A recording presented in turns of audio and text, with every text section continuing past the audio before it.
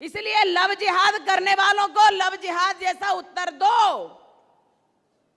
اپنی لڑکیوں کو سرکشت رکھو, اپنی لڑکیوں کو سنسکارت کرو, اپنے گھر میں ہتھیار رکھو. کچھ نہیں تو سبزی کاٹنے والا چاقو ذرا تیز رکھو. اسپشٹ بول رہی ہوں, اسپشٹ بول رہی ہوں کہ ہمارے گھروں میں بھی سبزی کاٹنے کے لیے ہتھیار تیز ہونا چاہیے. ہندوستان کی معروف شخصیت سیاسی اور سماجی تجزیہ کار تحسین پوناوالا نے پرگیا ٹھاکر کے خلاف شیموگا میں نفرت انگیز تقریر کے لیے شکایت درج کروائی ہے اور شیموگا پولیس سے درخواست کی ہے کہ وہ FIR درج کریں.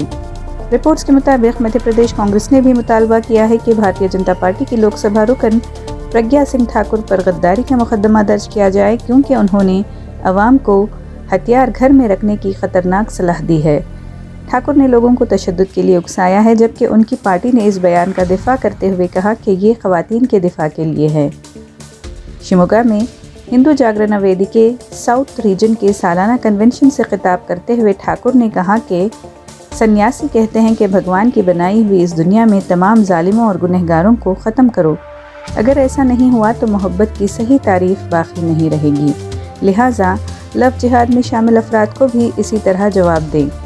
شیموگا کے ہرشا سمیت ہندو کارکنوں کے قتل کی طرف اشارہ کرتے ہوئے پرگیا نے کہا کہ وہ اپنے تحفظ کی خاطر گھروں میں چھریوں کو تیز رکھیں. اسی بنیاد پر کہا جا رہا ہے کہ BJP کی سابق ترجمان نوپور شرما اور ٹھاکر کی کارروائیاں ایک جیسی ہیں.